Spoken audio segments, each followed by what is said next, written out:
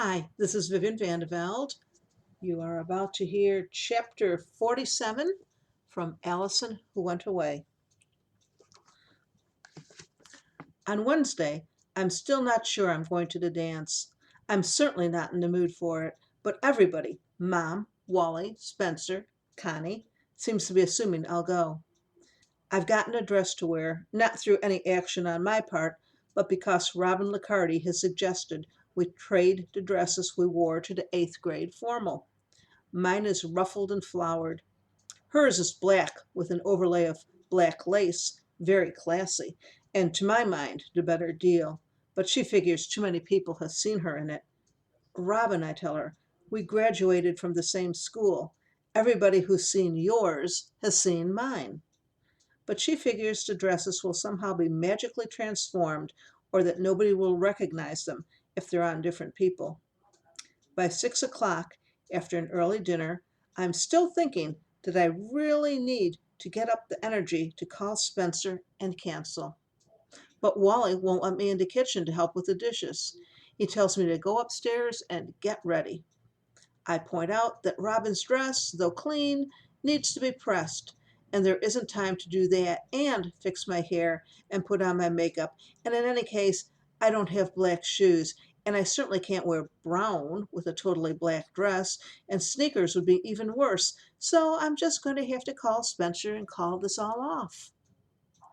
At which point, Mom tells Brian to go ahead and watch TV. She needs to help me. The next thing I know, she's dragging me upstairs and telling me to fix myself up. She whips out the ironing board and gets the black dress looking crisp and new by the time I've washed my face. As I'm putting on my makeup, she comes in with a pair of her own black shoes, but they're too big. I'll be back in a minute, she says, and I figure she's going to stuff something into the toes, which will never work. But she comes back with a pair from Allison's closet, the first thing to come out of Allison's room since the sweatshirt that was loaned to the police for the benefit of the tracking dogs. I can't wear those, I say. Why not? Mom asks, obviously fighting to meet my eyes. No reason. No reason I can think of. The shoes are dusty, but they fit, and Wally whisks them away to polish them. Somehow or other, at 6:45, I'm ready, and Spencer shows up at the door.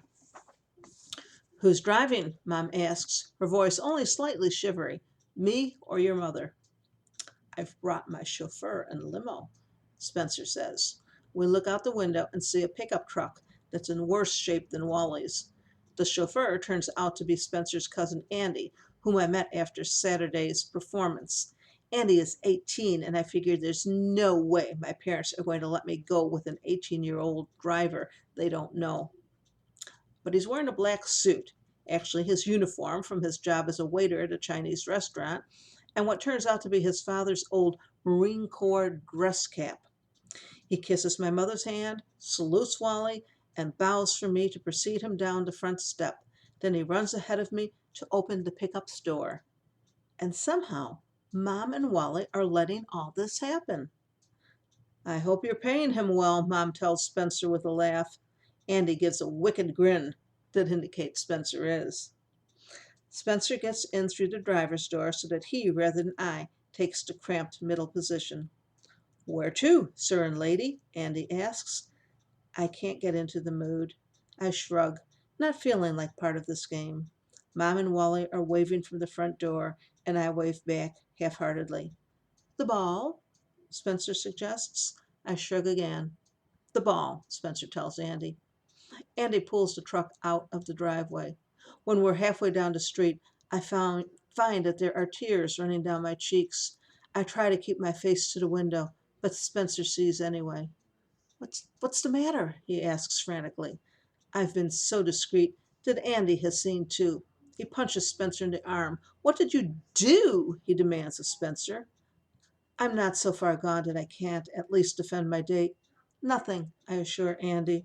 Spencer tells his cousin, Sybil and her family just heard some bad news about her sister.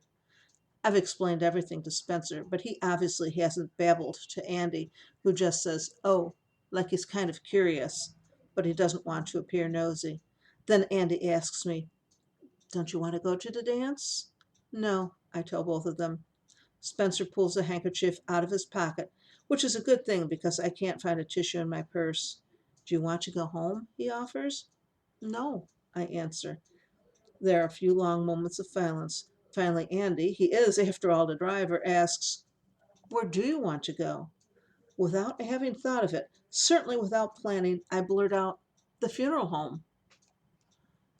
Andy takes off his hat and beats Spencer with it. "Her sister just died, and you expect her to go to a dance with you?" "No," Spencer says, trying to protect himself from the blows, but unsure what to say.